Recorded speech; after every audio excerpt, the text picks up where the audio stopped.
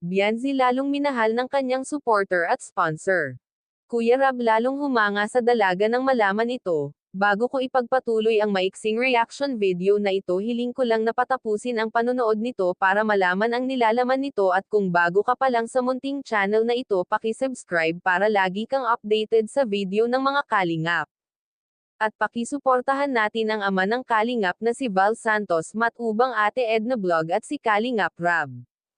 Isang mapagpalang araw sa inyong lahat mga kalingap, at shoutout nga pala sa patuloy na sumusuporta sa aking YouTube channel, lalong-lalo na sa mga viewers natin na walang sawang nanonood at sumusuporta. Maraming salamat. Mga kalingap, nakakabilib naman talaga ang mga sponsor ni Bianzi. Bagamat wala pa silang bahay ay unti-unti na nilang binibigyan ng mga gamit ang pamilya ni Bianzi. Patunay ito na mahal ng mga sponsor at supporter si Bianzi. At bukod pa sa mga gamit ay nakatanggap din si Bianzi ng malaking halaga. Kaya naman ay nagsalita na si Kalingap Rab na kailangan na ni Bianzi na mag-open ng bangko dahil may sponsor na nagbigay kay Bianzi na cash para pang open account. Sino ba naman ang hindi mapapahanga sa kabaitan ni Bianzi, kahit si Kalingap Rab ay humanga sa kabaitan ng dalaga. Napatunayan ito ni Kalingap Rab na mabait at tapat itong si Bianzi.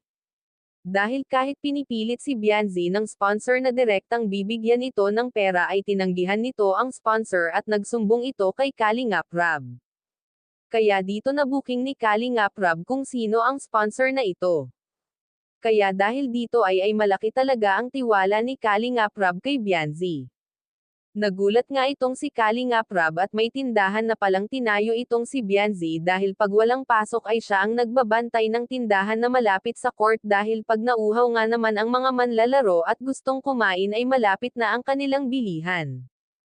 At dito nga ay nakita natin ng parang nagseselos si Edo dahil baka ay maligawan na itong si Bianzi, dahil kita naman natin na gumanda ngayon si Bianzi at tama lang ang kanyang katawan, kaya nagpaalala kaagad si Edo na baka nagpapaligaw na itong si Bianzi. Hanggang dito na lang ang update ko mga kalingap, maraming salamat at God bless sa inyong lahat.